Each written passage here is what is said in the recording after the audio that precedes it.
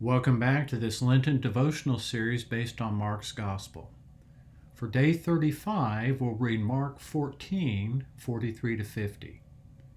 Immediately while he was still speaking, Judas, one of the 12, arrived, and with him there was a crowd with swords and clubs from the chief priests, the scribes, and the elders. Now the betrayer had given them a sign, saying, "The one I will kiss is the man. Arrest him and lead him away under guard." So when he came, he went up to him at once and said, "Rabbi," and kissed him. Then they laid hands on him and arrested him. But one of those who stood near drew his sword and struck the slave of the high priest, cutting off his ear. Then Jesus said to them, "Have you come out with swords and clubs to arrest me as though I were a bandit? Day after day I was with you in the temple teaching, and you did not arrest me. But let the scriptures be fulfilled." All of them deserted him and fled. This is the word of the Lord. Thanks be to God.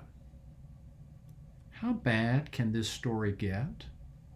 The religious leaders of the very people God called to bring forth the Messiah are plotting to kill him.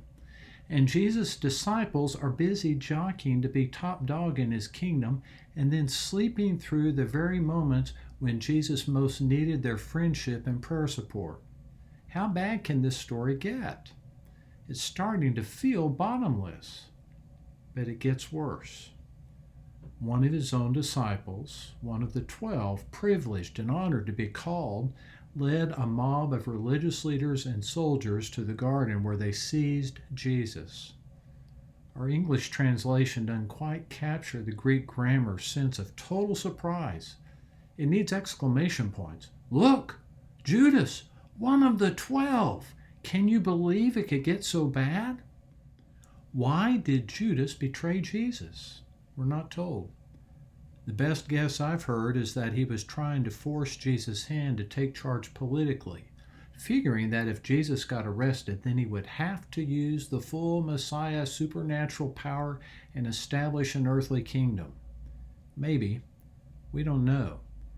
All we're told is that Judas sold Jesus for 30 pieces of silver, which was the cost of an injured slave. He sold Jesus on the cheap, and all the odder he betrayed him with a kiss. How bad does it get? God comes in the flesh to love and save, and we sell him for a bargain rate and mark him for destruction with a kiss. You may have seen the popular baby name lists. Names rise and fall in popularity, but it seems there are always some biblical names on the list. Sarah, Miriam, Joshua, Matthew. But I don't ever recall seeing the name Judas. That's because this is a name that reminds us of just how bad it can get. And we need the reminder because on most days and in most ways we live pretty good lives, and may well see the salvation Jesus brings as just the bit of a boost we need to get us up to the necessary heights of goodness.